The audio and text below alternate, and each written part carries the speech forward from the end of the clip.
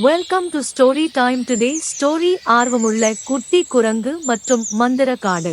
முன்னொரு காலத்தில் அழகிய காட்டில் காரு என்ற குட்டி குரங்கு ஒன்று வாழ்ந்து வந்தது. காரு ஒரு ஆர்வமுள்ள மற்றும் புத்திசாலித்தனமான குரங்கு.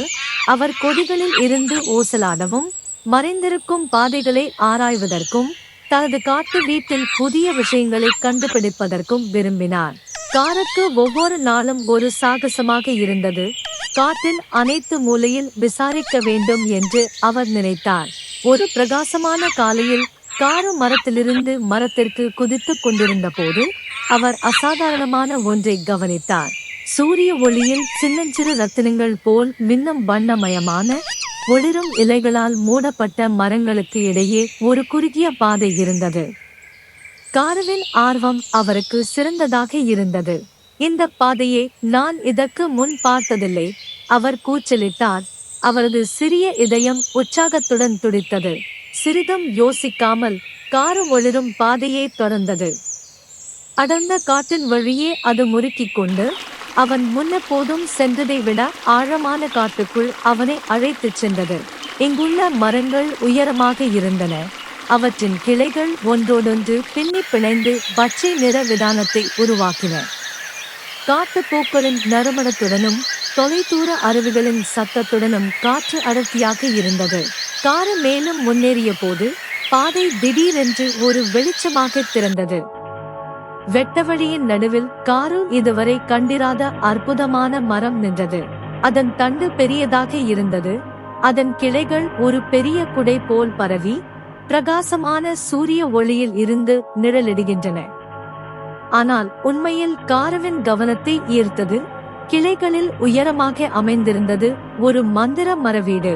மரவீடு காரு இதுவரை பார்த்திராதது போல் இருந்தது. இது பளபளப்பான மரத்தால் ஆனது. அது சூடான பொன் ஒளியுடன் ஒளிரும் மற்றும் அதைச் சுற்றி ஒரு அணைப்பு போன்ற வண்ணமயமான கொடிகள் மூடப்பட்டிருக்கும். மரத்தின் தண்டு மீது மரப்படிகள் சுழன்று காருவை அருகில் வரும்படி அழைத்தன. உற்சாகத்துடனும் ஆர்வத்துடனும் காரு படிகளில் ஏறி மரத்தடிக்குள் நுழைந்தார்.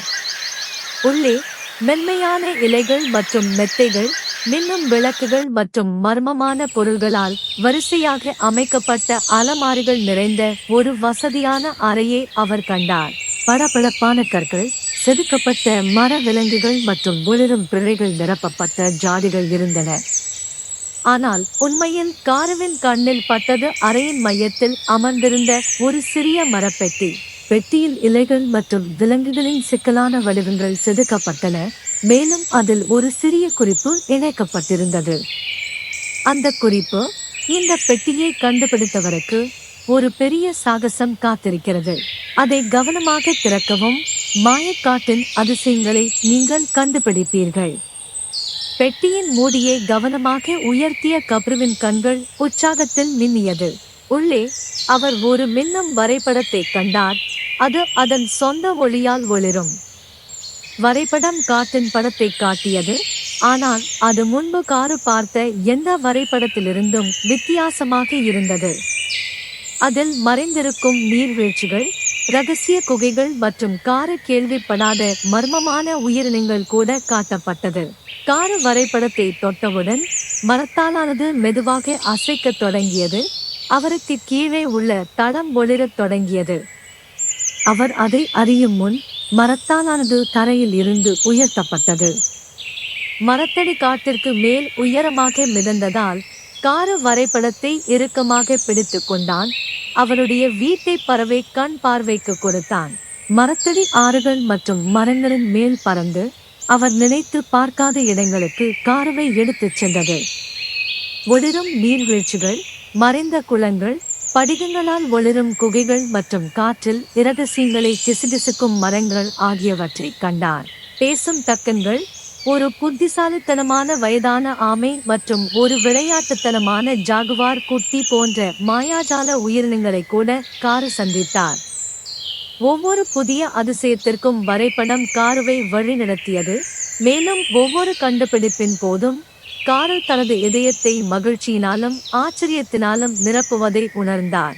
காடுதான் இதுவரை அறிந்திராததை விட மாயாஜாலமானது. வெளிப்பட காத்திருக்கும் ஆச்சரியங்களும் மர்மங்களும் நிறைந்தது என்பதை அவர் உணர்ந்தார். இறுதியாக மரத்தடியானது காருவை அவரது சாகசம் தொடங்கிய இடத்துக்கு மீண்டும் கொண்டு வந்தது. அது மெதுவாக மரத்தில் மீண்டும் குடியேறியதும் காரு சுற்றி பார்த்தார். தான் அனுபவித்த நம்ப முடியாத பயணத்திற்கு நன்றியுடன் உணர்ந்தார்.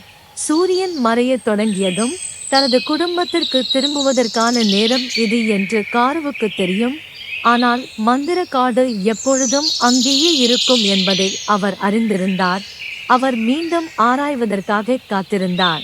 அவரது முகத்தில் ஒரு பெரிய புன்னகையுடன் பளபளக்கும் வரைபடத்தை அவரது கையின் கீழ் பத்திரமாக மாட்டிக்கொண்டு காரு மரங்களின் வழியாக திரும்பிச் சென்றார். அவர் மந்திர காடுகளில் செய்த அற்புதமான சாகசத்தை பற்றி தனது குடும்பத்தினரிடம் சொல்ல ஆர்வமாக இருந்தார். அன்றிலிருந்து யூரியஸ் காரு முழு காட்டில் உள்ள துணிச்சலான மற்றும் மிகவும் சாகச குரங்கு என்று அறியப்பட்டார். அவரது மந்திர வீட்டின் அடுத்த மறைக்கப்பட்ட ரகசியத்தை கண்டறிய எப்போதும் தயாராக இருக்கிறார். Thanks for watching more videos. Subscribe my channel.